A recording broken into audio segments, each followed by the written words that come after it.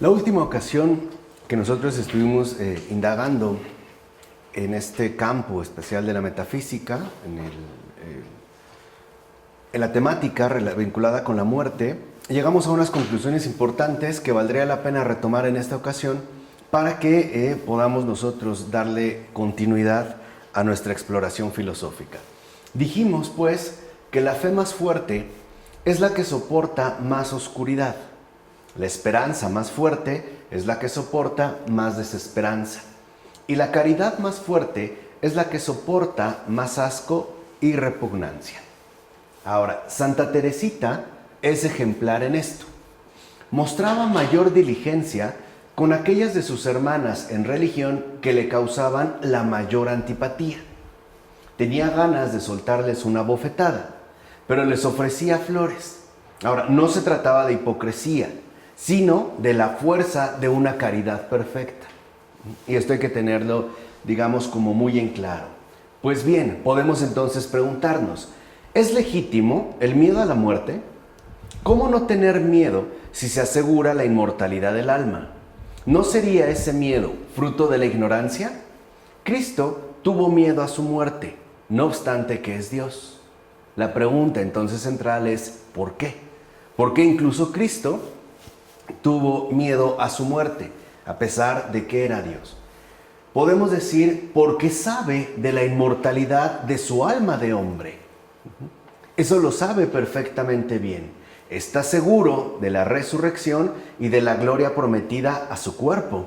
Y a pesar de esa triple luz, o tal vez a causa de ella, en el huerto de los olivos, como nos menciona el evangelista Marcos en el capítulo 14, versículo 33, comenzó a sentir pavor y angustia. Quiere decir que también se puede ver reflejada la condición realmente humana, carnal, de Jesús, que siendo Dios se hizo hombre. Ahora bien, es importante destacar que en el Evangelio, ¿no?, se menciona que comenzó a sentir pavor y angustia. Pero comenzó no significa que el miedo no supere un primer grado de intensidad, sino que más bien aumenta progresivamente como si fuera la primera vez, conservando su carácter de irrupción, de aparición siempre más violenta que no se domina y a la que uno se acostumbra cada vez menos y por la que uno se deja conmocionar cada vez más. O sea, no quiere decir que comenzó a sentir pavor, angustia y pasó. No, en realidad lo asumió tal y como se refleja en el caso extremo, por ejemplo, del pavor y la angustia, al grado de que, como en efecto ya sabemos, comenzó a sudar sangre. O sea, este miedo, en pocas palabras, no es nada ficticio. Este pavor y esta angustia no son para nada algo meramente transitorio e incluso podríamos decir algo como humanamente decorativo. No, están asumidas en su condición más profunda, de esta irrupción violenta a la cual uno no acaba de acostumbrarse y por la cual uno, de hecho, se ve conmocionado cada vez más. Ahora, y no se trata en este caso de que la imaginación sometida por el miedo agrande el mal que se acerca y haga que dicho mal inminente sea peor que el mal ya presente. Más bien, lo que da miedo de este miedo abisal es que la misma lucidez, una lucidez como no hay otra más límpida, conduzca a ese quebrantamiento de aquel que es, no obstante, la roca. Esto debería de tomarse con toda seriedad. Entonces lo que vemos es que en su mismo exceso, este miedo es milagroso, justamente como un milagro al revés, no para curar, sino para herir. No una alegría repentina, sino un desamparo infinito que conduce a ese miedo triunfal del que habla León Bloy, por ejemplo, y que señala mejor el abismo de esta derrota y aniquilación que sobrepasa infinitamente todos los miedos. El sudor de sangre remite precisamente a este horror inimaginable. No somos capaces de imaginar siquiera mínimamente la experiencia de pavor y angustia, ¿no?, que padeció nuestro Señor Jesús en el huerto de los olivos. No tendríamos ni siquiera la capacidad para ingresar en ese abismo, literalmente, ¿no?, de miedo. Es más, es un horror que el Señor lo lleva dentro. O sea, no es una cuestión netamente imaginativa o una mera suposición. No, lo lleva entrañado hasta lo más profundo de su persona. ¿Por qué? Porque si no fuera así, entonces no sería nada. Todo hubiera sido, en este caso, una verdadera farsa. El miedo, Él lo está consumiendo en su propia persona. El miedo, ¿no?, ha dejado que el miedo se entrañe en Él hasta lo más profundo, llevándolo precisamente a ese límite, ¿no?, ya donde nuestras facultades, por ejemplo, imaginativas, se topan con una barrera. Por ejemplo, nosotros sabemos que una persona que reciba un susto inmenso, se le pueden parar los pelos, decimos, ¿no?, literalmente. Y esto sí sucede, esto es cierto. Incluso se hicieron experimentos, por ejemplo, bastante sanguinarios al respecto en el siglo XX. Pero a Jesús no solamente se le paran los pelos, suda sangre. Este sudor de sangre nos puede ya siquiera anunciar brevemente que la agonía que el Señor está padeciendo ya en el huerto de los olivos es algo absoluta y completamente real. No es pues una mera ficción, ¿no?, como un adorno para darle intensidad a la secuencia. Es una realidad verdaderamente extrema. Ahora, Dios ha querido descender así debajo, o sea, descender hasta lo más profundo para inaugurar de manera triunfal el camino del cielo, que Dios mismo nos ha creado y abierto gota a gota. O sea, este camino ha sido abierto literalmente gota a gota, con sudor de sangre. Podemos decir ya desde aquí que esta sudoración de agua y sangre empezamos a ver cómo no es otra cosa más que la obra radical de la misericordia divina. ¿Recuerdan cómo, estando ya clavado en la cruz el Señor, y una vez que ha muerto, al ser traspasado, ¿no?, por la lanza, brotó sangre y agua? Bueno, aquí también brotó sangre y agua, porque este sudor también lleva agua, pero también contiene sangre.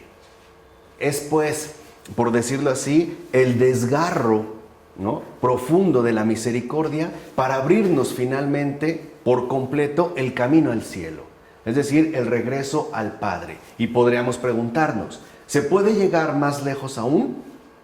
Cristo busca llegar al pecador, es decir, que busca llegar y acceder también al hombre malvado. Y por eso es lo que cuesta tanto, el poder llegar hasta ese, digamos, ¿no?, hasta ese punto inimaginable para nosotros. No solamente ha venido pues por unos cuantos, sino que quiere llegar y acceder incluso al hombre malvado.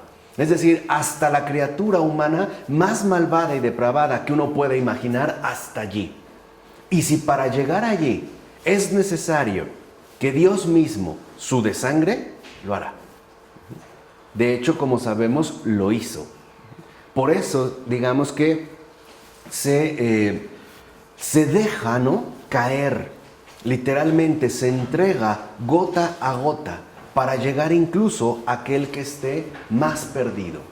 Por tanto, experimente no solo todos los miedos que han tenido los inocentes, sino también todos los miedos y horrores que no han tenido los criminales, especialmente el miedo al juicio. Quiere decir que el propio Jesús experimenta pues no solo los miedos, ¿no?, habituales, normales de los inocentes, sino sobre todo todos esos miedos y horrores que los criminales no han experimentado, especialmente el miedo al juicio. Sobre todo un miedo al juicio condenatorio, un miedo a este juicio en el cual sabremos, ¿no?, de alguna manera no podremos salir victoriosos por el peso pues de nuestros propios pecados. Por eso lo menciona muy bien este escritor católico, León Bloy, de la siguiente manera. Dice Bloy: el Redentor se espanta de su sacrificio y sobre todo de las consecuencias de su sacrificio, inútil para tantos. Sabiendo muy bien que el cáliz no puede ser alejado de él, ruega sin embargo a su Padre que si es posible lo aparte. Pero no, tiene que beberlo, tiene que tragarlo y descender así a una hondura de ignominia que temen los hombres más despreciados, los más malvados, por debajo de lo cual ya no hay nada. Quiere decir entonces que Jesús descendió hasta lo último, es decir, hasta lo humanamente inimaginable, hasta aquello que superaría ya por completo nuestra humana capacidad de comprensión. Así pues, al hacerse carne, al entregarse en la cruz, Dios se hace vulnerable y abre la posibilidad para el pecador de agravar radicalmente su pecado. Pues a partir de ese momento podemos flagelar a Dios, y ya no solo en su criatura, o sea, en nosotros mismos o bien en nuestro prójimo. Se ha pues agravado radicalmente nuestro propio pecado. Y Jesús lo acepta porque su sangre es capaz de rescatar al mismo que la vierte. En pocas palabras, el mal se agota en él mismo, que es el amor más grande. Por eso se radicaliza. Al ponerse en manos de los hombres, ¿se acuerdan qué es lo que le menciona a sus apóstoles, no? El Hijo del Hombre será entregado a los pecadores. Lo que está diciendo es, aquí se va a radicalizar el pecado. No puede haber pues ya un pecado todavía más grande. Pero es justo esta radicalización del pecado la que termina siendo vencida por ese amor más grande. Es decir, por su sangre preciosa. Muy grande esto. Claro. Muy grande. Así es a donde lo va a radicalizar. De hecho, es donde lo consume ya por completo. Por eso les decía, era importante una preparación para esta metafísica, que es el terreno en el que estamos. Lo que nosotros vemos es que al radicalizar, por decir así, el pecado del hombre, entonces su propia redención, su propia misericordia va a absorber absolutamente dicho mal, dicha radicalidad. Por eso cuando se dice que Jesús perdonó nuestros pecados, hay que tomárnoslo muy en serio. O sea, no solo lo hace de una manera representativa, ¿no? Ya sufrió y bueno, pues ya. No, es que en realidad se ha radicalizado. Por eso a veces nosotros nos podemos espantar, por ejemplo, por toda la serie de nefastos sacrilegios que, como sabemos, se cometen con la Eucaristía. Pero aún ese pecado no es mayor que el que se cometió en su propia sangre, en su propia carne, porque ahí está el mismo Jesús. De tal manera que al radicalizar el pecado de los hombres, literalmente se manifiesta el triunfo del amor más grande. El amor que lo vence absolutamente todo, incluso el pecado mayor, el pecado que atentaría con la carne misma del Señor Jesús. Por eso es que esto se permite y se ha entregado, ¿no?, voluntariamente en manos de los pecadores. En el caso de la flagelación, los escupitajos, los insultos, los empujones, los jalones de cabello, las patadas, las groserías, las burlas, que sigue padeciendo hasta este momento. Pues es algo que finalmente no ha desaparecido y lo sigue experimentando en su carne propia. Pero he aquí la gran noticia. Mientras mayor sea el pecado, mayor será el triunfo de este amor invencible. Por eso Jesús se entrega sin ningún tipo de temor. Sabe, en efecto, que su sangre es capaz de rescatar al mismo que la vierte. Y en lugar de reclamar venganza, suplica misericordia. Es la manera en la que el mal se agota en el propio Jesús. Deja pues que el mal, ¿no?, se ensañe con él, porque es la manera en la que va a quedar a sí mismo aniquilado. ¿Se entiende? Pero, y esto es fundamental, aún queda la posibilidad del rechazo. De hecho, Él ve en todo el porvenir a todos aquellos que se obstinarán en decirle que no. Y por eso se hunde todavía más en el terror que ellos mismos ignoran, a fin de abrir en la dureza de sus almas la más mínima grieta que deje pasar su luz de salvación. Dicho brevemente, Jesús ha precipitado su alegría eterna y redentora hasta el fondo más fangoso de nuestro miedo vergonzoso con su divina presencia. En consecuencia, podemos decir que el cristianismo es una religión sorprendente. Mientras que la mayoría de las demás religiones proponen la ataraxia, es decir, la disminución progresiva de la intensidad de nuestras pasiones y deseos hasta lograr la completa imperturbabilidad, para la hora postrera, el cristianismo asume por completo nuestro miedo y lo purifica sin quitarle nada de su respectiva intensidad. O sea, el cristianismo no es evasivo. El cristianismo es realismo. No busca vías alternativas para tratar de librarnos de nuestras realidades concretas. No, lo asume y lo consuma. Por eso, por ejemplo, el cristiano en realidad, el cristiano en el mundo, no deja de sufrir. Sufre como cualquier otro, pero hay una gran diferencia. Ese sufrimiento se hunde en una alegría que precisamente el mundo no conoce. Esa es la diferencia. Por eso cuando a veces decimos, es que han sufrido muchos los santos, en realidad no entendemos lo que estamos diciendo. Si los santos han sufrido tanto, es porque son esos pozos de agua viva, capaces, ¿no?, de ser tocados por el mayor infortunio y no obstante ahogar este infortunio en la fuente de dicha eterna. ¿Sí se entiende? ¿O no? ¿O más o menos? ¿Más o menos? Por eso cuando decimos en realidad es que los santos, ¿cómo sufren? Es que no solo se trata de ese sufrimiento, se trata pues de la victoria del amor invencible. Mientras más un santo sufra, más poder pierde ese sufrimiento, hasta volverse completamente impotente. Es tanto como decir que el santo sería esta fuente de agua viva en la cual, por muy ardientes que sean los dardos que prepare el malvado y el infortunio, no le causarán ni siquiera el más mínimo daño.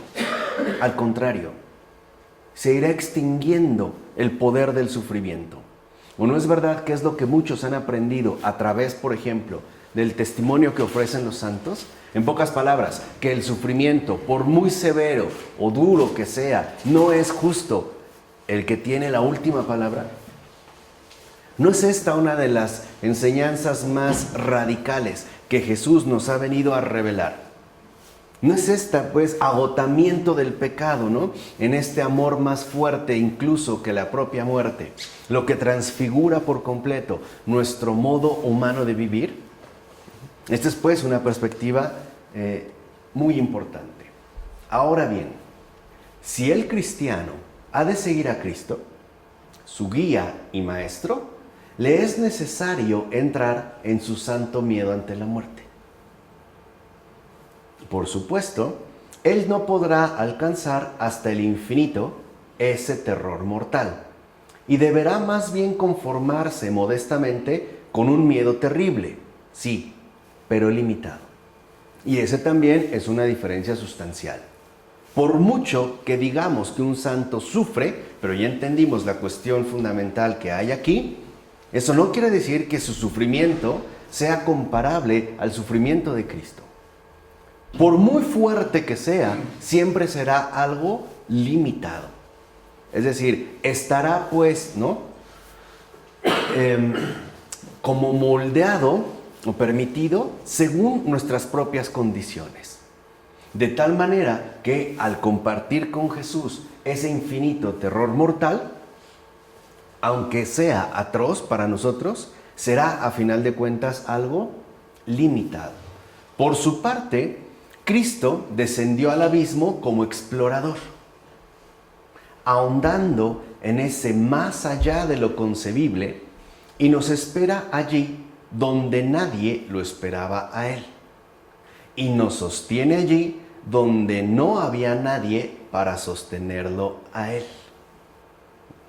Aquí las cosas, pues, ¿no?, se han como invertido por completo. De hecho, el ángel que lo reconforta en Getsemaní es la prueba de su total abandono, puesto que él, el Creador, se ve obligado a mendigar el consuelo de su propia criatura. Es pues ya como este trastocamiento fundamental de las estructuras, ¿no?, habituales del mundo. De tal forma que más allá de lo concebible, involucra que nos ha tomado en realidad a todos por sorpresa. Donde menos esperaríamos nosotros encontrarlo, ahí está. ¿Se acuerdan que ya era como una indicación clara en uno de los salmos? ¿No? Si subo, ¿no?, a lo alto de los cielos, ahí estás tú. Y si desciendo, ¿no?, a lo profundo de los abismos, ahí estás tú. Quiere decir que es esta presencia la que ahora ha transfigurado absolutamente todo. Lo ha hecho pues para nosotros. Y esto implicaba a su vez una contrapartida. Para que Él nos sostenga, Él no tuvo a nadie que lo pudiera sostener. E incluso este gesto, ¿no?, en Getsemaní, donde es consolado por un ángel, literalmente vemos el tal abandono en el que se encuentra, que literalmente mendiga el amor de su propia criatura. En otro momento lo hará, ¿no?, muchos siglos después, con, por ejemplo, Santa Margarita María Alacoque, cuando se le manifiesta y le dice, al menos tú ámame. Aquí lo volvemos a ver, ¿no?, mendigando el amor de su criatura. Por cierto, también algunos mártires pudieron morir, gracias a su miedo, radiantes de alegría. Pero antes debieron pasar a sí mismo por ese terror innato, sin el cual no hubieran tenido éxito en su muerte. ¿Vamos? Ya con con estos elementos, podemos dar paso a este otro apartado titulado Miedo y Orgullo. Aquí habría que hacer también una indagación filosófica detallada.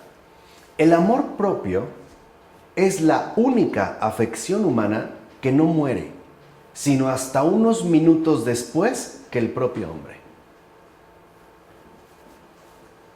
Fíjense, esto es bien importante. El amor propio es la única afección humana que no muere, sino hasta unos minutos después que ha muerto el propio hombre. Lo dice San Francisco de Sales. El orgullo es tan sutil en cada uno de nosotros que se adhiere a nuestras entrañas e infecta y contamina las cosas más bellas. Es pues tan sutil, ¿no?, que infecta y contamina las cosas más bellas. Y es cierto, la humildad transfigura incluso lo más horrible, pero el orgullo desfigura también lo más radiante. Recuerdo también este acontecimiento peculiar donde Santa Catalina de Siena, estando ya prácticamente en agonía, es decir, a punto de morir, ¿no?, compartiendo ese santo temor con Jesús, se ve acosada por última ocasión por el demonio. Entonces el demonio se le aparece, ¿no?, a los pies de su cama, se le queda viendo y le hace una reverencia. Y le dice, Catalina, eres una santa. Vean, o sea, era como el dardo más punzante, la sutileza literalmente, ¿no?, más venenosa. ¿Por qué? Porque esta insidia diabólica pretendía en un instante infectar la cosa más bella, como era el alma de Catalina, por un orgullo que él bien sabe sería capaz de desfigurar incluso lo más radiante. Es decir, así fuera en el último momento. ¿Qué respondió Catalina? Dijo, santa yo, jamás. Vean, o sea, aún ahí, era pues, ¿no? No llegó a atormentar, a decirle no, se fue justo por la otra vía, ¿no? Era ya, digamos, como el último combate. Fíjense, yo soy humilde, el más humilde de la creación, debe pensar para sí el diablo, ya que dice de sí mismo, como muchos otros católicos, que es el más pecador de la creación. Pero este tipo de proclamación no es una confesión, pues no induce a penitencia alguna. Y aquí es donde podemos encontrar precisamente el engaño. Aquel que dice que es terriblemente pecador o que es muy malo, bla, bla, bla, miente. Porque no lo induce a una penitencia alguna. O sea, no es una confesión, es una ostentación. Y aparte es una ostentación orgullosa. Es como aquel que busca hacerse, ¿no?, el mosquita muerta. El pequeño, el que no, siempre ustedes, por favor, a mí déjenme al último. En realidad, esa es ostentación, ese es orgullo. Porque en realidad lo que está buscando es llamar la atención y quedar, aunque sea de modo inverso, en el primer lugar. Si realmente se considerara así, se vería en sus prácticas de vida, sobre todo acompañadas por una verdadera penitencia. O sea, en síntesis, sigue siendo una mentira, aun cuando enuncie una verdad. O sea, es arrogancia vanidosa, una parodia seductora. Después de todo, dice el diablo, el vencido soy yo. El siervo sufriente de la justicia divina soy yo. Soy yo el que me identifico con la maldición de los hombres. Soy yo el que quiero compartir su condición en todo, incluso en el pecado. Incluso, más bien, en la ausencia de arrepentimiento. Y aquí es donde nosotros podemos ver, ¿no?, uno más de sus juegos seductores. Pues bien, entre todos los bienes y todos los males, una sola cosa no se puede alimentar del amor propio: el miedo. Es lo único que no se puede alimentar del amor propio. En efecto, nunca ha existido hombre alguno que se enorgullezca de haber tenido miedo. Ni uno. Nos parece más bien algo vergonzoso, ¿no? De hecho, el miedo es esa excepción que sobrepasa toda ley. El miedo es lo único que el orgullo no reivindica jamás como propio. Jamás. Al contrario, tiende pues a expulsarlo de sí. Por ende, el miedo abre una brecha entre nuestra orgullosa y humana compostura. Allí es donde en efecto, ¿no?, se da esta especie de quebranto. Veamos. En la sinagoga de Cafarnaúm, por ejemplo, el demonio que posee a un pobre hombre aúlla y se pone al descubierto cuando se acerca a Cristo. ¿Qué dice el Evangelio de Lucas, capítulo 4, versículo 4? ¿Qué dice el demonio? ¿Qué tenemos nosotros contigo, Jesús de Nazaret? ¿Has venido a destruirnos? El orgulloso, de pronto, es quebrantado. Fíjense, la pura presencia de Jesús lo quebranta, ¿no? Jesús ni le ha dicho nada, ni lo ha señalado, ni absolutamente nada, pero eso lo quebranta. Su miedo, en pocas palabras, le hace reconocer que hay alguien más poderoso que él. Alguien, en síntesis, capaz de destruirlo. En pocas palabras, la sola presencia de Jesús delató a este demonio y lo quebrantó a través del miedo. Sin embargo, en lugar de admitir esta evidencia, el miedo la odia, la teme, la detesta e intenta reprimirla. ¿Por qué? Porque sabemos que es orgulloso, ¿no? De ahí la irrupción más fuerte y más involuntaria de su pánico, el aullido. Por eso se pone a ¿qué? A aullar. Porque quiere ahogar, negar esta evidencia. En pocas palabras, que tiene miedo. Porque esto va totalmente en contra de su orgullo. Por eso es que la va a buscar reprimir. Ahora es curioso que nosotros asociemos los aullidos, los alaridos, como ostentación de fuerza y poder, ¿no? En el caso de los monstruos, por ejemplo, ¿no? Cuando en realidad es justo lo contrario. Es una ostentación vanidosa para ocultar o disimular el miedo. En realidad podemos decir que si el demonio aúlla, no es para que nos dé miedo, es porque él está lleno de miedo, pero no es capaz de aceptarlo y de reconocerlo. Dijimos, el miedo es lo único que el orgullo no reivindica para sí, ¿no? El miedo jamás será alimento del orgullo. Ahora bien, un pánico semejante sacude el orgullo como un castigo, ¿cierto? Pero ese castigo no se abre todavía a ninguna expiación. Se mantiene, pues, ¿no?, aferrado a sí mismo. En todo caso, el demonio no se corrige con la corrección, ya que se enrabia y se obstina con ella, lo cual revela la debilidad de su orgullo.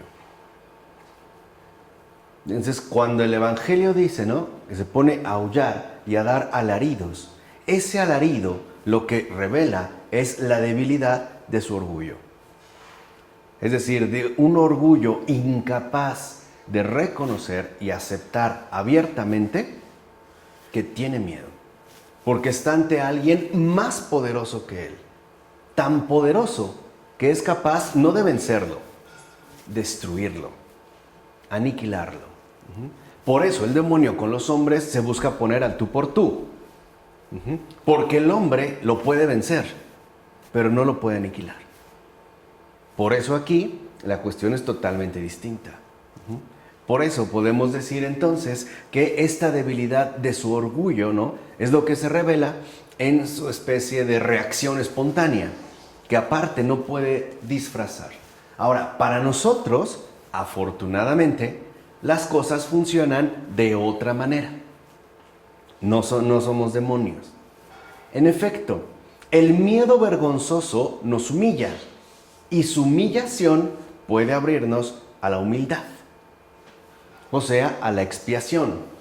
Pero la humildad, reconozcámoslo, no se la da uno a sí mismo, pues si fuera así, sacaríamos de ella más bien orgullo. O sea, el miedo nos hace gritar entonces, ¡socorro! Y ese grito contiene en germen toda nuestra plenitud social y mística. Es este grito, literalmente, ¿no?, el que manifiesta toda nuestra plenitud social y mística. De hecho, socorro, auxilio, es la oración primordial. Y eso hay que tenerlo muy presente.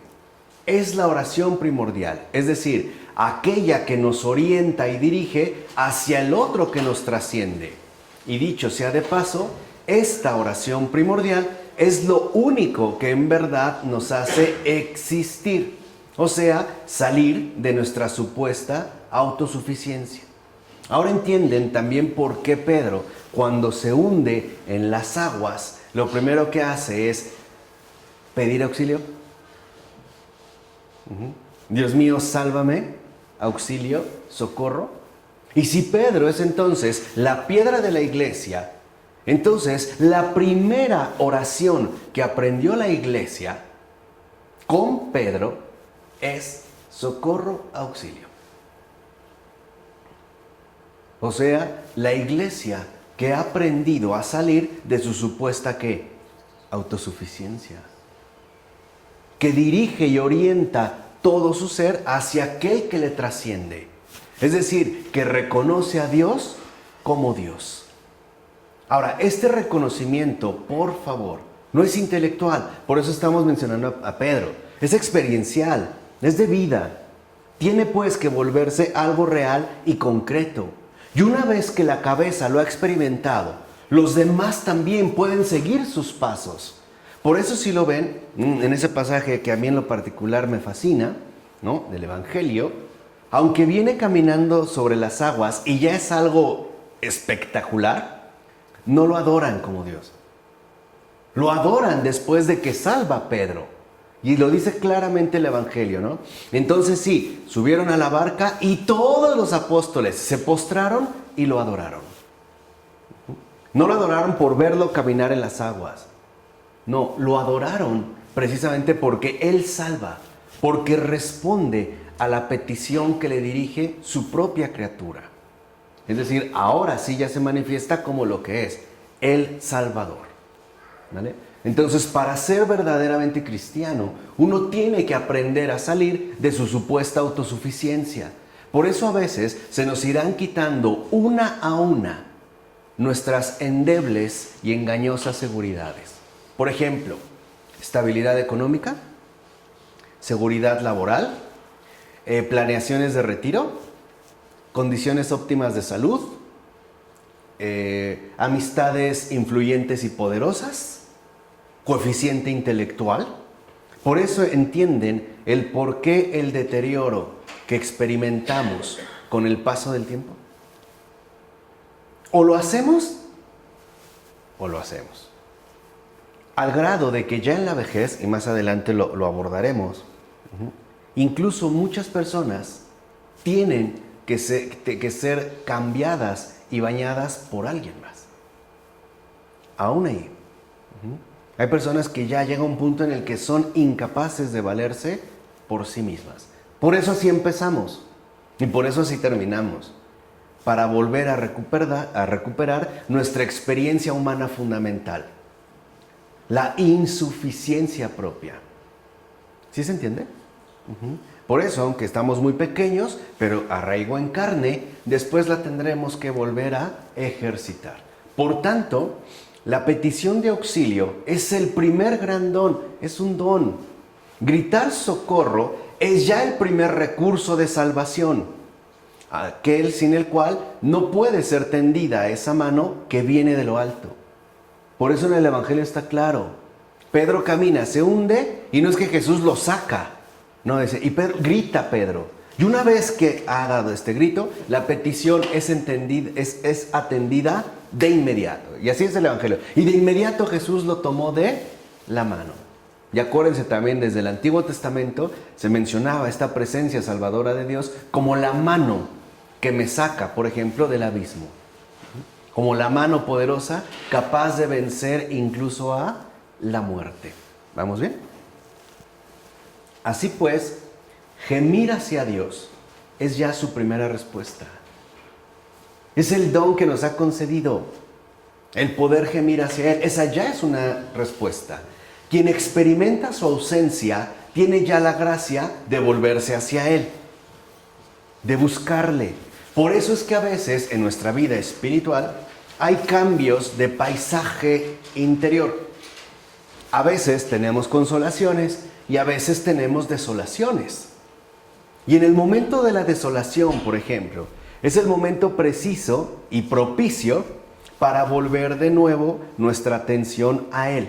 Es decir, para poder gemir hacia Él. O sea, para ejercitar la oración primordial que hemos dicho.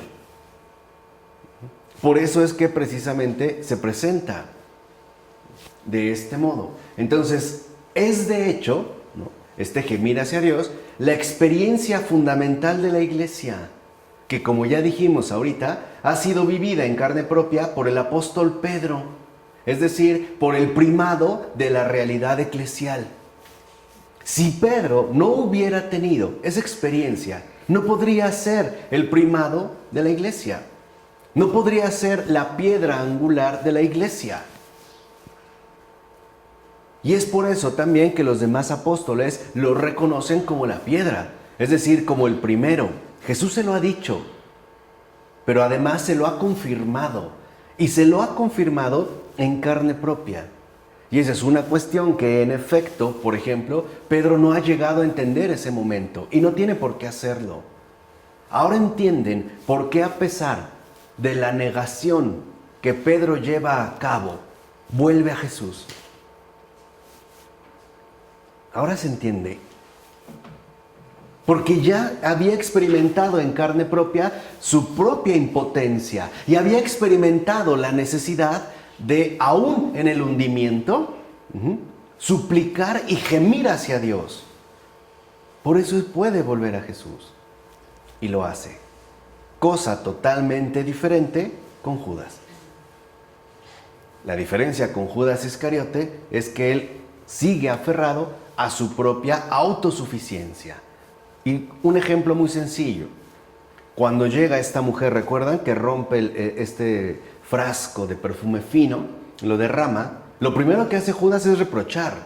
Ahora, lo reprocha con una buena intención, ¿no? Ahí es donde vemos esa arrogancia vanidosa, ¿no? Ese truco seductor. Con eso hubiéramos, ¿no?, hecho mucho bien. Ahí lo vemos, o sea, ahí se ve claro. Él no gime hacia Dios. Él se mantiene en sí mismo, cosa que Pedro no. Por eso, aunque Pedro lo ha negado y no oculta su falta, él ya ha experimentado en carne propia que aún hundiéndose en el mayor de los abismos, el gemir ya hacia Dios es una respuesta. Él ya posee ese don. Y a través de Pedro, todos nosotros, en tanto iglesia, lo hemos recibido. Por eso es tan extraño que alguien se aparte de la iglesia y que critique tanto el primado de la iglesia. Estoy hablando del Papa. El que se arranca de ahí no entiende lo que está haciendo, no sabe. Es más, sería como un recién nacido destetado. Se va a morir lentamente. No va a crecer adecuadamente. Aunque le den sustitutos, ¿no?, que hoy en día llaman fórmulas, ¿no?, lo único que va a hacer es tratar de sobrellevarlo y engordarlo, pero no le va a participar o no le va a transmitir ese verdadero alimento de vida eterna. Esa es pues esta súplica fundamental, la que se tiene que ejercitar. Es la oración primordial. Por eso el cristiano, y escuchen bien lo que voy a decir, el cristiano que cada mañana no le suplica a Dios que le ayude, anda equivocado. Anda ya, si cree que todo lo tiene arreglado y tranquilo y fácil, anda engañado. Se está alejando gradualmente, ¿no? Gradualmente, sutilmente. O sea, está viviendo en el error. Porque se está hinchando en la autosuficiencia. En síntesis, ya no está viviendo lo cristiano. Está más bien ahora arraigándose en el orgullo. O sea, en el amor propio, ¿vale? Además, el pavor, este pavor del que estamos hablando, puede recuperarnos para nuestra vocación profética. Vean nada más la sabiduría de nuestro Creador, de verdad, increíble, en serio, increíble. Fíjense, en efecto, somos como el navío en que se refugió Jonás para huir de su misión de Nínive. Recordemos un poco el acontecimiento, ¿no? La tormenta empieza a bambolearlo y, como dice la escritura, los marineros tuvieron miedo y se pusieron a invocar cada uno a su Dios. Luego echaron al mar la carga del barco para aligerarlo. Jonás, mientras tanto, había bajado al fondo del barco, se había acostado y dormía profundamente. El jefe de la tripulación se acercó a él y le dijo: ¿qué haces aquí dormido? Levántate e invoca a tu Dios. Pregunta: ¿no será la misma petición que el mundo hace siempre a la iglesia? ¿No es la misma petición, ¿no?, aquí simbolizada en el jefe de la tripulación, la que el mundo hace siempre a la iglesia? ¿Qué haces aquí dormido? Levántate e invoca a tu Dios. De esa misma forma, nuestro barco zarpa tranquilamente hacia Tarsis, es decir, lejos de Yahvé. Eso significa Tarsis, lejos de Dios. Y nos vamos acomodándonos y durmiendo profundamente y entrando en un sueño profundo que se llama indiferencia, apatía, frialdad, hostilidad, etc. Igualito que Jonás. Y el mundo nos vuelve a hacer esa misma pregunta. ¿Qué haces aquí dormido? Levántate e invoca a tu Dios. Pero bruscamente lo sorprende la tempestad. Pedimos socorro a todos nuestros ídolos y nos deshacemos de nuestras cargas, pero no es suficiente. Nuestros ídolos permanecen mudos y son incapaces de socorrernos. Incluso nuestra descarga no es suficiente para salir a flote. Entonces, ¿qué hacemos? Bajamos a la bodega. Estamos hablando ya de nosotros mismos. O sea, bajamos a despertar al profeta que dormía en el fondo de nosotros mismos. Ese profeta olvidadizo de su misión. Bien dormido, roncando, pensando, ¿no?, que todo le iba a final de cuentas de maravilla. Que Dios era muy bueno con él, súper bueno toda su vida. ¿No? Que era casi el consentido, la consentida de Dios. Cuando en realidad se trataba de ese profeta olvidadizo de su misión. ¿Y qué sucede? Una vez despertado, mediante su respectiva súplica, se logra arrojar un ancla de salvación al cielo. ¿O no es a veces en estos momentos donde también vamos al fondo de nosotros mismos y despertamos a ese profeta olvidadizo de su misión para que se ponga a invocar a su Señor y Dios, a su Dios el Señor? ¿No es cuando a veces las personas simple y sencillamente en un gesto quizá último de desesperación le suplican a Dios que los ayude? No hay gente que se atreve a decir, yo no creo en ti, pero ayúdame. No está despertando a ese profeta olvidadizo de su misión. Es decir, no está literalmente, ¿no?, asumiendo también su verdadera vocación profética. Así pues, el miedo también nos obliga a recurrir y despertar nuestra dimensión profética. ¿Se entiende? O en el caso igual de Jonás. En cierto sentido, el miedo es, a pesar de todo, un hijo de Dios. No es agradable de ver, no. A veces es burlón, a veces maldito, rechazado por todos. Sin embargo, no nos equivoquemos, está a la cabecera de cada agonizante, de cada desamparado, de cada aterrorizado, intercediendo ante Dios por el hombre. Es decir, el miedo también es algo providencial, es un don. Es un don cuyos frutos de salvación son patentes, y es lo que hemos querido aquí mencionar. Ahora bien, si uno quiere estar atento y prevenir su caída y hundimiento, ante todo, tiene que comenzar por desconfiar de sí mismo. De hecho, este es el gran recordatorio que nos transmite el miedo. Desconfía de ti mismo. El miedo nos hace despertar esa desconfianza, es más, yo me atrevo a decir, esa santa desconfianza que nos permitirá experimentar la bondad de Dios en nuestras propias vidas. También despertar a ese profeta olvidadizo de su misión que duerme plácidamente, ¿no?, en lo más profundo de nosotros y que además nos ayuda a ejercitar con todo el corazón la oración primera, la pedida de auxilio y socorro. Ahora entendemos en este sentido por qué el orgullo es tan grave. Porque el orgullo expulsa ¿qué? El miedo. Y al expulsar el miedo, ¿expulsa qué? ¿Dónde confiar en Dios? Expulsa a Dios. Así de sencillo. Al expulsar el miedo, implanta, ¿no?, la autosuficiencia. ¿No es esto también lo que el Señor nos está diciendo a través de la imagen clara del trigo y la cizaña?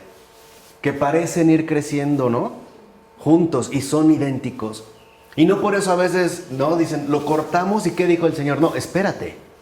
Espera, déjalos que ¿qué? Que crezcan.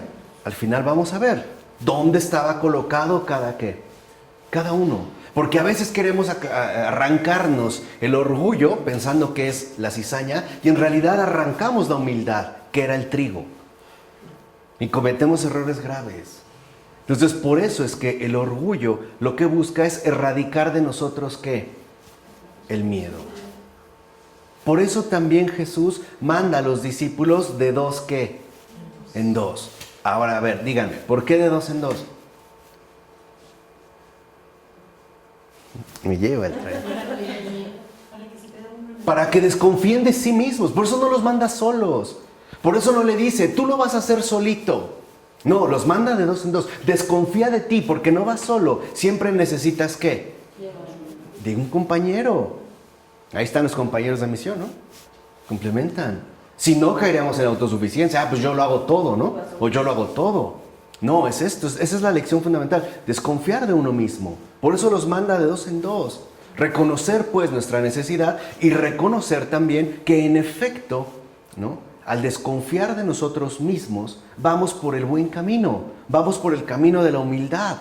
Una humildad que para nada reniega de tener ¿qué? Miedo. Además de que eso se hace compañía, ¿no?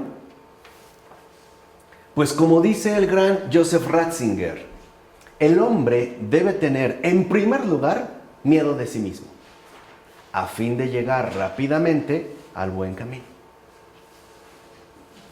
Pues ¿cómo presumir de las propias fuerzas? ¿Cómo estar seguro de antemano de lo que seremos cuando se acerque el último suspiro? La muerte se abalanza igualmente sobre creyentes y no creyentes. Ahora entienden por qué también Jesús corrige a los discípulos cuando llegan felices de que incluso los demonios se les han sometido. Ahora entienden por qué. Porque esta admiración puede degenerar en un presumir de las propias ¿qué? Fuerzas. Por eso les dice, eso no es lo importante, ¿no? No se alegren de eso. Alégrense de que sus nombres están escritos ¿en dónde? En el cielo. Lo que les está diciendo a los discípulos y a los apóstoles es, desconfía de ti. No pierdas de vista que todo aquello que necesitas te viene del cielo. Y por eso al venirte del cielo, ten miedo de ti mismo y de convertirte en un orgulloso.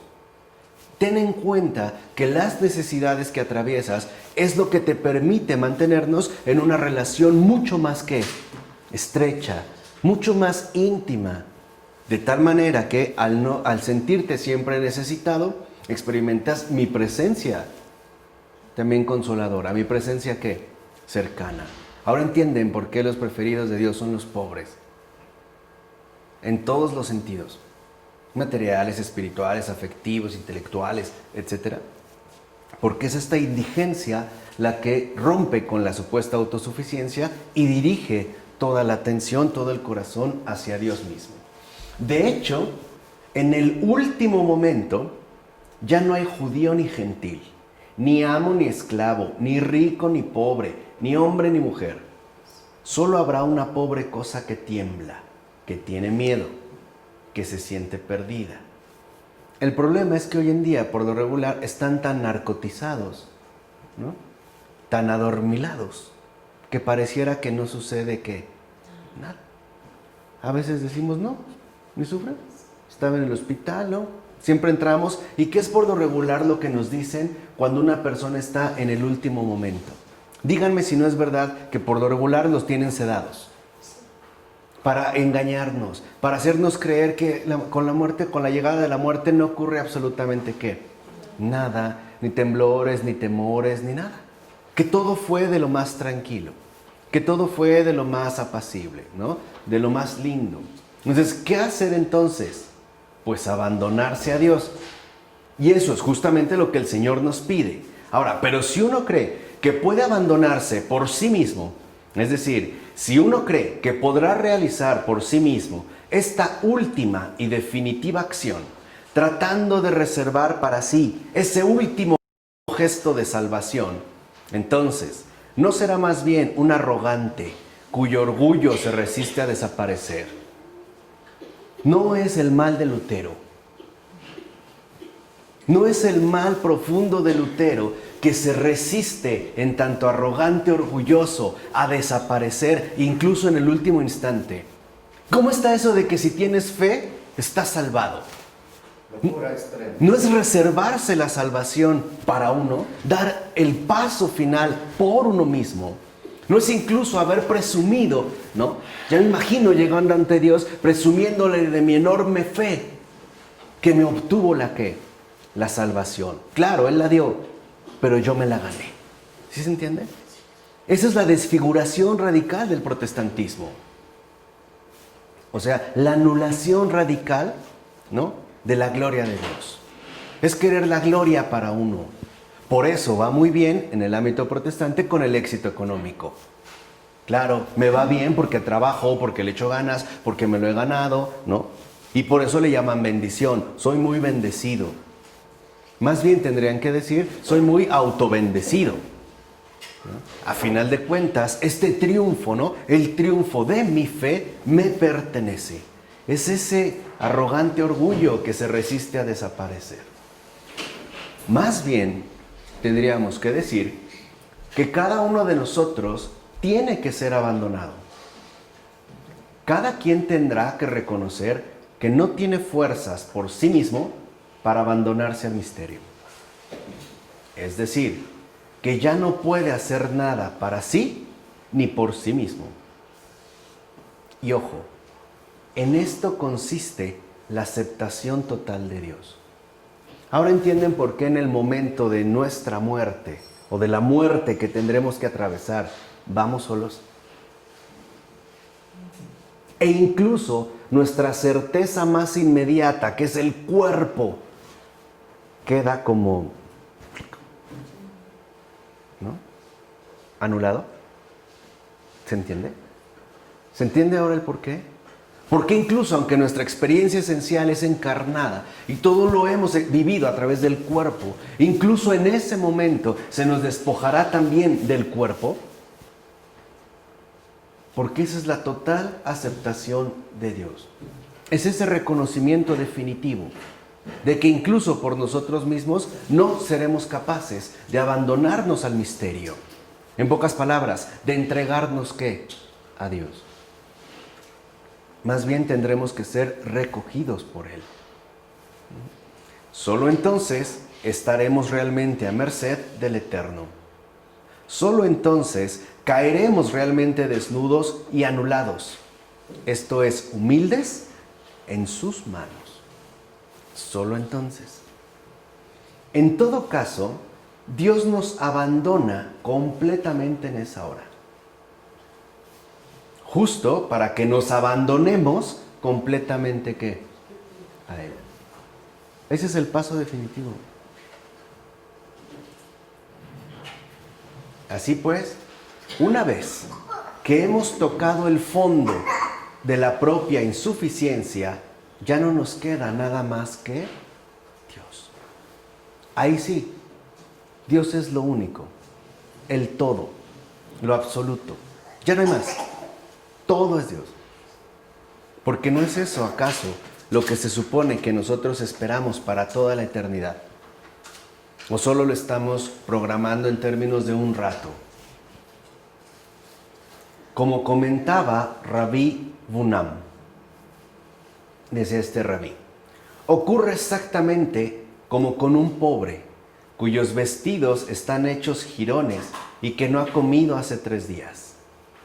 Cuando se presenta ante el rey, no tiene ninguna necesidad de decir lo que pide. ¿Se comprende? Así se presenta David ante Dios. Él mismo es su oración.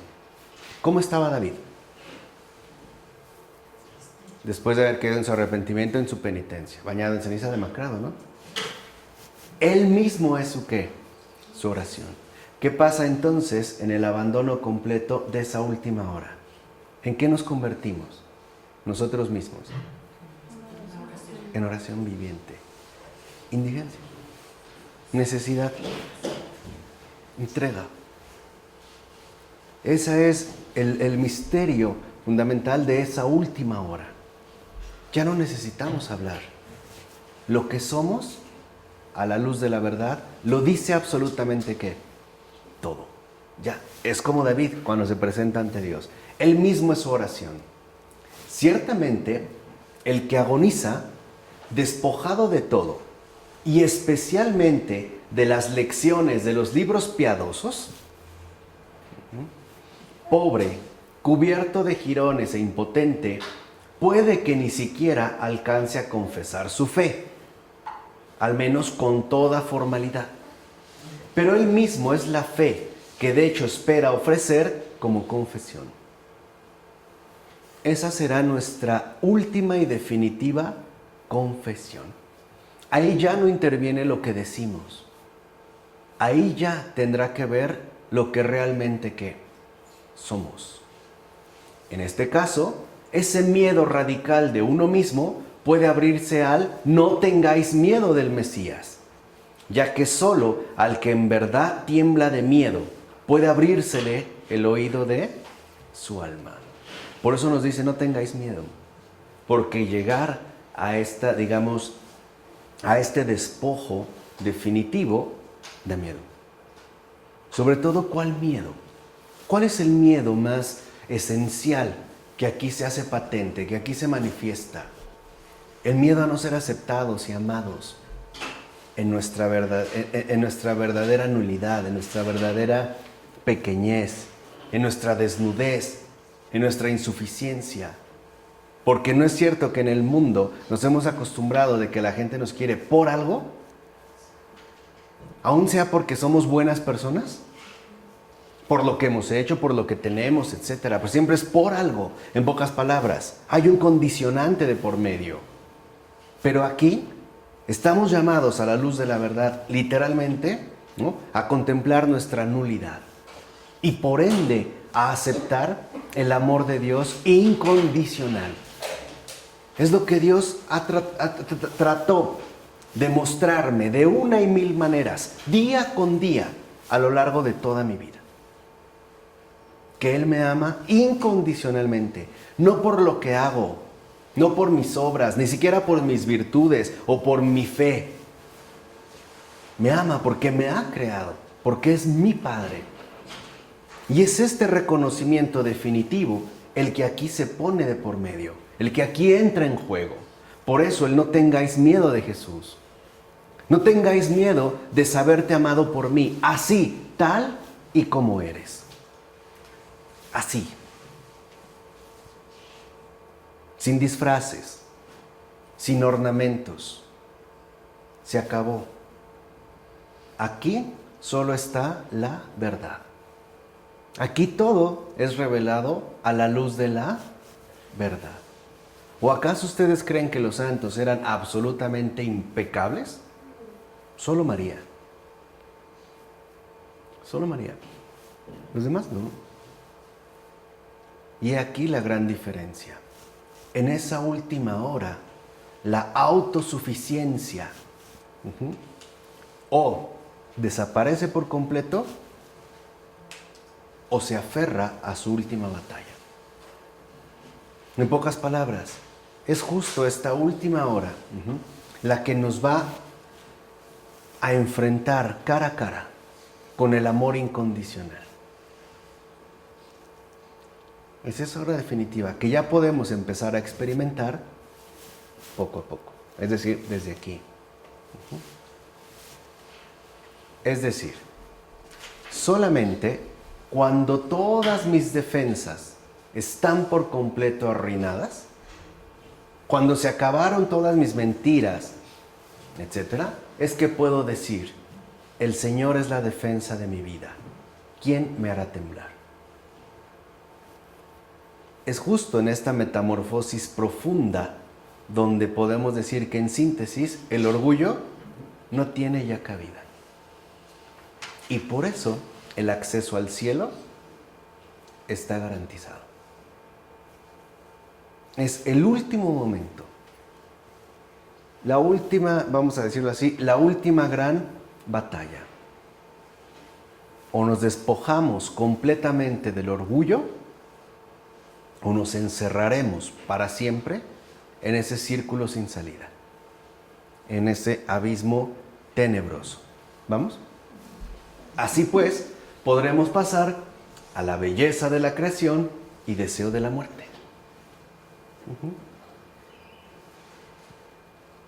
Una pregunta importante es, ¿habrá sido destruido todo después del pecado?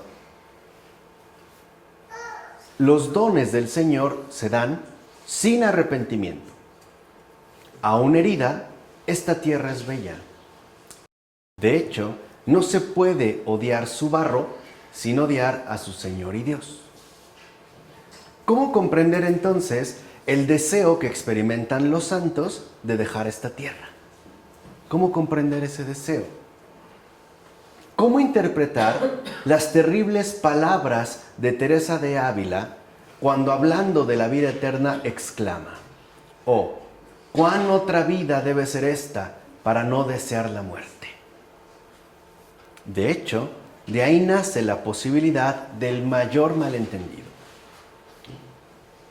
Nietzsche creyó en, cito, la determinación cristiana de ver feo el mundo, ¿no? Lo dice Nietzsche en la Gaia Ciencia, en el parágrafo 130. Asimismo, Nietzsche consideró que la moral cristiana sería una moral del resentimiento, es decir, la revancha de los débiles contra los fuertes, según él, contra los amigos de la vida, como lo menciona en la genealogía de la moral en el tercer tratado, parágrafo 11. Esos amigos de la vida, tan fuertes que pueden cantar al suicidio y considerarse sin temor. O sea, carecen de temor. Y por eso, ¿no?, pueden cantar al suicidio. Pero Nietzsche se equivocaba de enemigo, ya que más bien denunciaba el declive del puritanismo, que no es precisamente el cristianismo ortodoxo. De hecho, creía anunciar la muerte de Dios, pero ya era demasiado tarde. Se encarnizaba con un cadáver y golpeaba a un cristianismo que había matado a su propio padre, es decir, al puritanismo. Por eso, pensando que lo hacía para matarlo, en el fondo aspiraba más bien a resucitarlo. Como cuando alguien sacude con estrépito a un difunto para que reviva. Eso es lo que realmente hacía Nietzsche. ¿Puedes explicar un poquito esto? ¿Qué es esta última? Sí, todo lo de Nietzsche. Bueno, en primer término, que en estas afirmaciones que mencionamos de Nietzsche, por ejemplo, considerar que el cristianismo se empeña en ver feo el mundo, es decir, en este caso en afearlo. Y a su vez, que este empeño de afear al mundo vendría sustentado por una moral del resentimiento. O sea, el hecho de que los débiles se quisieran rebelar contra los fuertes, que Nietzsche identifica o denomina amigos de la vida. Unos amigos de la vida tan fuertes, ¿no?, que pueden cantar jubilosos al suicidio y considerarse absolutamente sin temor, ¿no? Es, digamos, como la oposición que va estableciendo Nietzsche.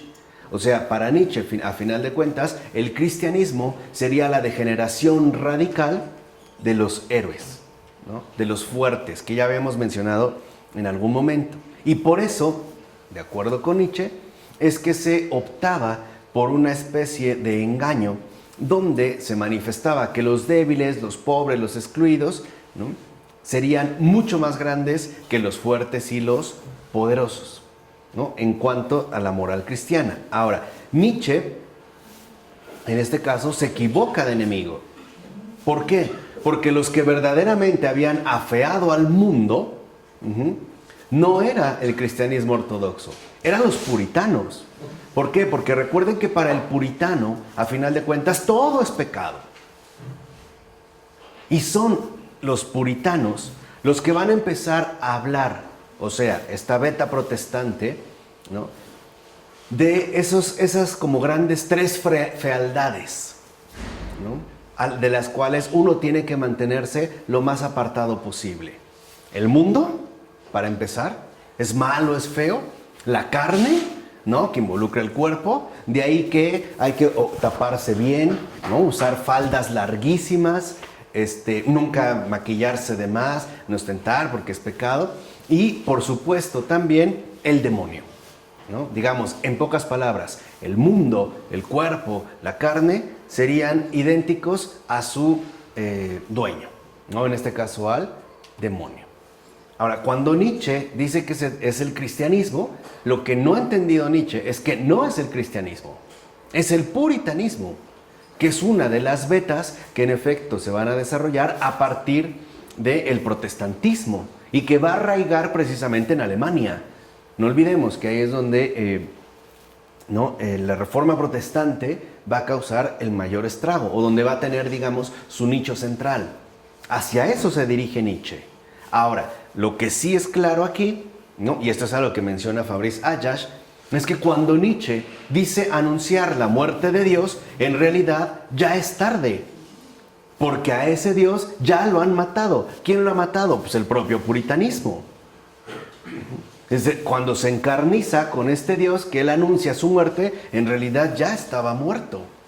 De tal forma que cuando golpea al cristianismo, está golpeando en todo caso al cristianismo que ha matado a su propio padre, al puritanismo. Por eso una intuición importante es darnos cuenta que pensando que al ensañarse de esta manera con el cristianismo, ¿no?, era para matar a ese Dios, cuando dice orgulloso en el Zaratustra, no, Dios ha muerto y nosotros lo hemos matado, en realidad en el fondo aspiraba a resucitarlo. En pocas palabras, ¿por qué ensañarse tanto con un cadáver? Dice, se parecería más bien a alguien, ¿no?, que sacude con estrépito a un difunto para que reviva. En pocas palabras, que no reconoce o acepta que eso ya está muerto. ¿Sí? ¿Tiene más? Ahora, el mismo San Juan de la Cruz afirma que el deseo de la muerte es una imperfección natural. O sea, el deseo de la muerte es una imperfección natural. Y sin embargo, retoma el estribillo de su hermana Teresa. Muero porque no muero. O sea, es una imperfección, ¿no?, natural, reconoce San Juan de la Cruz, y no obstante, al parecer, se mantendría en la postura de su hermana Teresa del deseo de la muerte, ¿no? Ahora, ¿cómo resolver esta aparente contradicción? Ciertamente, haría falta que fuera el mismo amor a la creación el que hiciera nacer ese santo deseo de la muerte. Un santo deseo de la muerte en orden a el amor a la creación. En todo caso, son las cosas en su presencia misma las que nos sugieren un más allá, las que nos conducen pues a una trascendencia. De hecho, la realidad creada está en tensión, por propia naturaleza, bajo nuestras humanas miradas, ya que a pesar de su innegable cercanía, asimismo remite al infinito. Como cuando una persona ve un bellísimo atardecer, hay una innegable cercanía, y no obstante, sus pensamientos se disipan mucho más allá de lo que está viendo. O alguna cosa creada. Ahora, amarla es también, por lo tanto, amar su fuente. Desear esa fuente inaccesible y no inmediata. ¿Sí? ¿Se va entendiendo? Pero además hay otra cosa. Esa misma realidad está herida. Fíjense, no podemos decir que es plena y bella. Por ejemplo, la flor hermosa que hemos visto crecer se termina marchitando, quizá demasiado rápido. El bello atardecer que con gusto hemos disfrutado pasa irremediablemente. El auto nuevo se fue deteriorando y tarde o temprano esa persona que hemos amado con intensidad muere, etcétera, etcétera. Esto significa, y esto es muy importante, que el viajero, que somos cada uno de nosotros, ese homo viator que somos, en última instancia debe partir sin maletas, sin propiedades, sin coche, incluso sin cuerpo. Pero la herida no está solamente en las cosas, sino que está en primer lugar en nuestra mirada. Allí es donde radica, en efecto, ¿no?, la verdadera herida que padecemos. Nuestras preocupaciones utilitaristas, nuestras mezquindades y nuestra propia vanidad y orgullo oscurecen nuestra propia vista. Y por eso el misterio que nos rodea no nos encuentra disponibles para acogerlo más que en muy raros y esporádicos momentos. Si ustedes quieren ver lo que es literalmente, ¿no?, esa mirada pura, pueden leer a Chesterton en sus ensayos. Lean esta recopilación que se tituló Correr tras el propio sombrero y otros ensayos y verán cómo se purifica la mirada. Si algo tiene en particular Chesterton es una mirada no ensombrecida por preocupaciones utilitaristas, por mezquindades y sobre todo por nuestra propia vanidad y orgullo. Véanlo cómo habla de un simple gis, un pedazo de tiza. O incluso, ¿no?, las ventajas de tener una sola pierna, por ejemplo. o el correr tras un propio sombrero. O sea, donde nosotros no vemos nada, no porque no haya, sino porque nuestra mirada está herida, ¿no? En este caso está lastimada. La mirada de Chesterton lo capta todo claramente. Y ese es un don. Por eso yo les he insistido que Chesterton es, a mi entender, el verdadero gran antídoto para el veneno moderno. O sea, para nuestras mezquindades, nuestras preocupaciones utilitaristas y sobre todo para nuestra propia vanidad y orgullo. Por eso es tan sano leerlo. En serio, es sanador. Y yo no dudo que como en mí se hayan producido otros milagros al leer cualquiera de sus escritos. Te limpia, te ayuda nuevamente, ¿no?, a restaurar esa mirada. Ojalá llegue ya pronto a los altares, ¿no? Me encantaría además verlo en un nicho con esa más o menos estatura de 1,90 y unos 150 kilos y con su buen puro en la mano. Así debería de estar ya en su nicho. Bueno, tendría que ser un nicho grande, ¿no? Ok, pero además dijimos, ¿no? La herida, ¿dónde está? Ah, sí. Dijimos que no lo vemos más que en esporádicos momentos. Entonces lo que vemos es que no nos maravillamos, ¿no?, con la debida frecuencia de la bondad presente por doquier. Esa bondad que, por ejemplo, organiza nuestro cuerpo, que nos prodiga la luz, las flores, el sol, el aire que respiramos, el pan que comemos, el abrelatas que usamos, los zapatos que desgastamos o el colchón que usamos día con día. De hecho, es tan extraño esto, ¿no?, que en vez de eso nos escandalizamos fácilmente del mal. Por ejemplo, el colchón. No me maravillo de la bondad de tener un colchón, sino que me escandalizo de la maldad. Si está incómodo, si está muy duro, o antes, ¿no?, si ya se le salió un resorte, si hace un ruidito, y entonces me lleno de amargura y lo primero que quiero es mandar al carajo ese colchón, del cual ni siquiera vi su bondad, y me lleno o me escandalizo, en este caso, del mal. Por eso también Chesterton, en otro de sus ensayos, decía algo muy cierto. Lo que está mal en el mundo es que ya nadie habla de lo que está bien. Esa es pues como la torcedura, ¿no? Nosotros estamos viendo visco. No vemos las cosas con esa nitidez. De hecho, el mal no espera nuestra atención, sino que nos acecha, nos ronda y salta sobre nosotros. Veamos. Nos abrimos el dedo con el abrelatas. Nos pinchamos con el tallo de esa flor.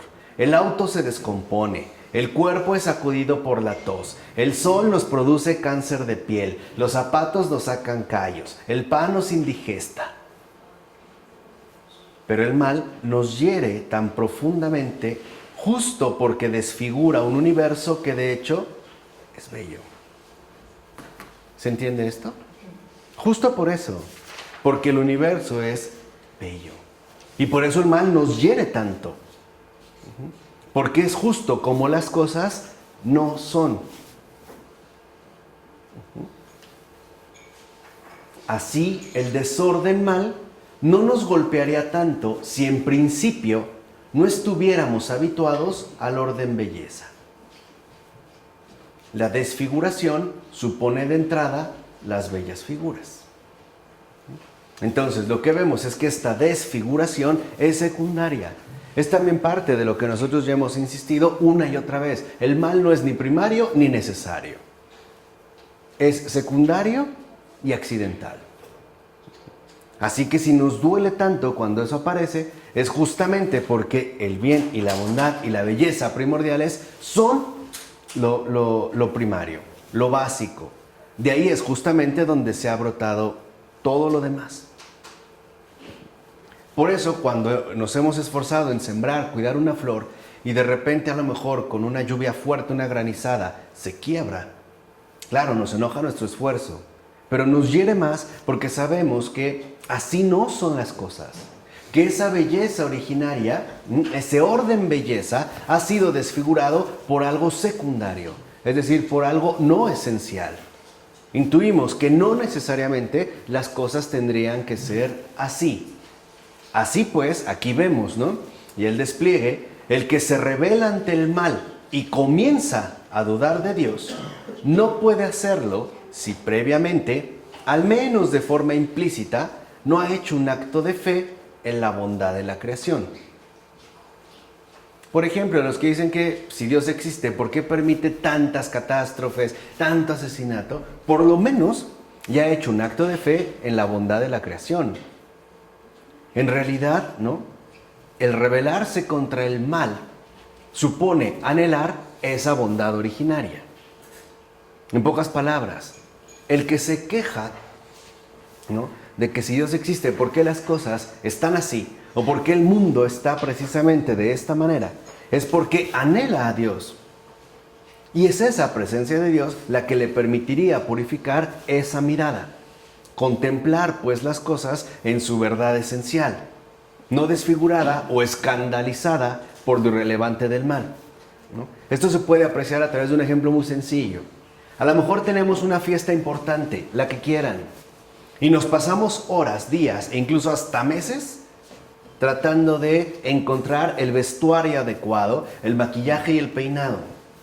Llegó el momento y estamos como muñecos, lo digo en serio, O sea, muñecos, o sea, literal, juguetes, bien vestidos.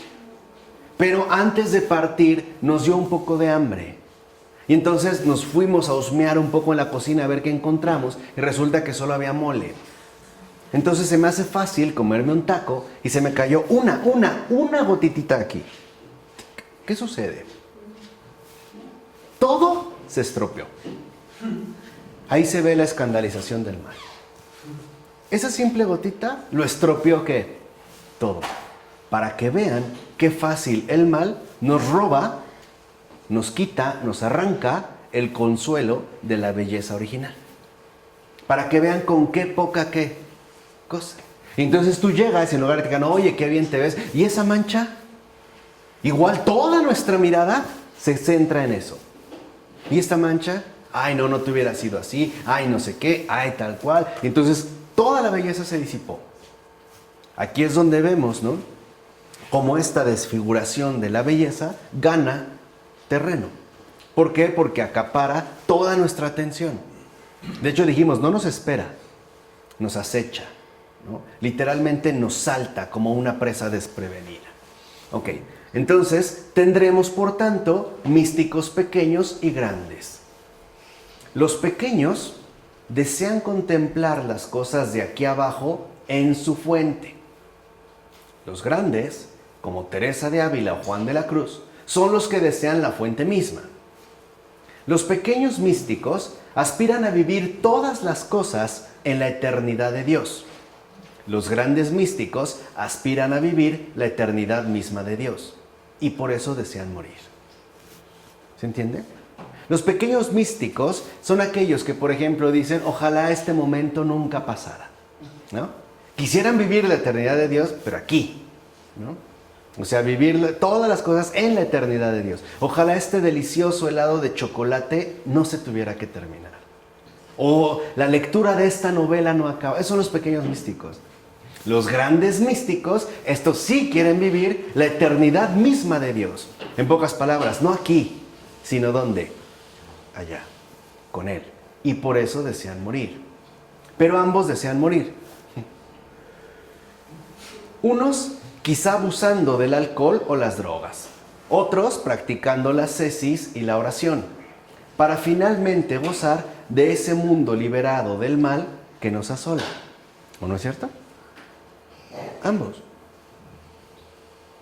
Es una pequeña diferencia. Los místicos pequeños quieren morir, finalmente, para disfrutar de todas las cosas en la eternidad de Dios, pero aquí.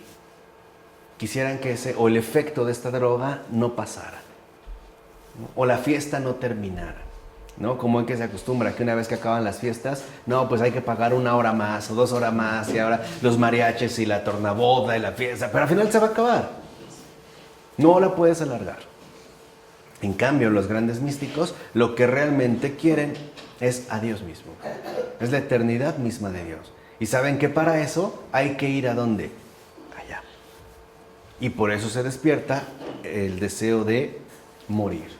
En efecto, los hermanos de San Juan de la Cruz a veces lo encontraban en el jardín del claustro con un ramillete de tomillo entre las manos y los ojos bañados en lágrimas, ya que él reconocía más que los demás la maravilla de simplicidad de esta noble hierba. ¿Que de veras no les gusta el tomillo?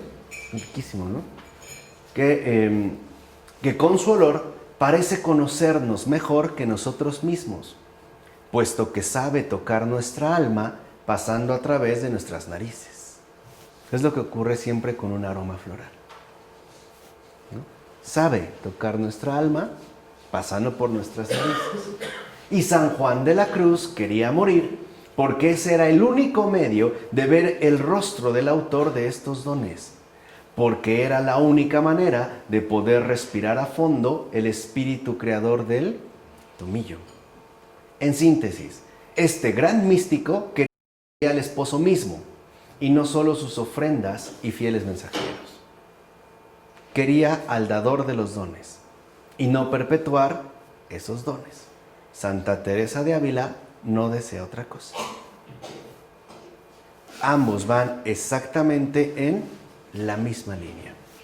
Por eso es tan fundamental que nosotros vayamos meditando, ¿no?, sobre este punto, en el cual vimos cómo el miedo es incompatible con el orgullo y que solo la expulsión del orgullo es lo que nos permitirá a nosotros ingresar e incorporarnos a esa eternidad, ¿no?, cuya maravilla ni siquiera en verdad nosotros somos capaces de sospechar. Por eso, si ya de entrada somos místicos pequeños, pues aspiremos a ser de esos grandes místicos que no solo quieren la perpetuación indefinida de lo que aquí han conocido, sino al creador de todo esto, no solo de lo conocido, también y sobre todo de lo desconocido. Vamos a dejarle hasta aquí. En nombre del Padre, del Hijo y del Espíritu Santo.